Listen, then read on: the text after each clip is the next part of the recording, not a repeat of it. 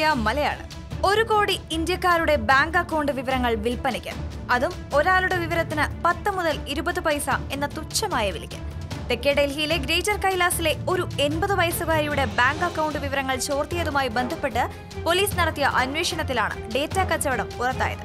1,46,000 രൂപയാണ് ആ വൃദ്ധയ്ക്ക് ഇത്തരത്തിൽ നഷ്ടമായത്. ബാങ്ക് ഉദ്യോഗസ്ഥർ മുതൽ കോൾ സെന്റർ ജീവനക്കാർ വരെ ഉൾപ്പെട്ടവരാണ് അക്കൗണ്ട് വിവരങ്ങൾ ചോർത്തുന്നതിൽ പങ്കുചേരുന്നത്. ഈ കച്ചവടത്തിലെ പ്രധാനപ്പെട്ട ഒരാളെ അറസ്റ്റ് ചെയ്ത പോലീസിന് കിട്ടിയത് 1 കോടി ഉപഭോക്താക്കളുടെ മോഷ്ടിക്കപ്പെട്ട അക്കൗണ്ട് വിവരങ്ങളാണ്. കാർഡ് നമ്പർ, അക്കൗണ്ട് ഉടമയുടെ പേര്, ജനനതീയതി, മൊബൈൽ നമ്പർ എന്നിവയടങ്ങിയതാണ് വിവരങ്ങൾ. പല വിഭാഗങ്ങളിലായി തരംതിരിച്ചിട്ടുള്ള വിവരങ്ങൾ 20 GB വരും. കൂടുതൽ വിവരങ്ങളും മുതിർന്ന പൗരന്മാരുടേതാണെന്ന് പോലീസ് പറഞ്ഞു. പുരാൺ ഗുപ്ത് എന്നയാളെയാണ് പോലീസ് അറസ്റ്റ് ചെയ്തത്. ഏതാണ്ട് 50,000 പേരുടെ വിവരങ്ങൾ വിറ്റുകഴിഞ്ഞുവെന്നാണ് ഇയാൾ വെളിപ്പെടുത്തുന്നത്.